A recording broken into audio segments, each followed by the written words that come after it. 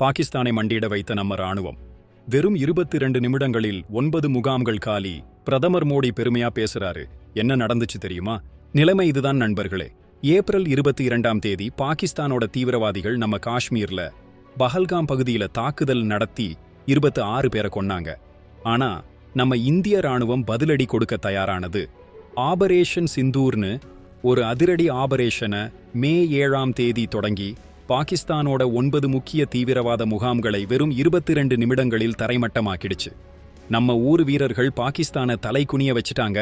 ராஜஸ்தான் பிகனீர்ல இன்னைக்கு பொதுக்கூட்டத்துல பிரதமர் மோடி பேசும்போது, நம்ம பெண்களோட குங்குமத்தை அழிக்க நினைச்சவங்க இன்னைக்கு மண்ணுல புதைஞ்சு கிடக்காங்க, இந்தியா மௌனமா இருக்கும்னு நினைச்சவங்க இப்போ வீட்டுக்குள்ள ஒளிஞ்சு கிடக்காங்கன்னு பெருமையா சொன்னாரு.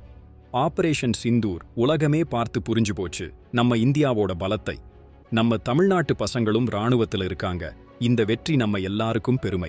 நம்ம ராணுவத்தோட இந்த வெற்றி நம்ம நாட்டோட பாதுகாப்பு மட்டுமல்ல, நம்ம பெண்களோட மரியாதையையும் உயர்த்தி காட்டுது. இனி யாராவது நம்மள தொட முயற்சி பண்ணா இதே மாதிரி பதிலடி கிடைக்கும்னு பாகிஸ்தானுக்கு புரிஞ்சு போச்சு. நீங்க என்ன நினைக்கிறீங்க? இந்த வெற்றி நம்ம எல்லாருக்கும் எவ்வளோ பெருமை தெரியுமா? கமெண்ட்ல சொல்லுங்க, ஷேர் பண்ணுங்க.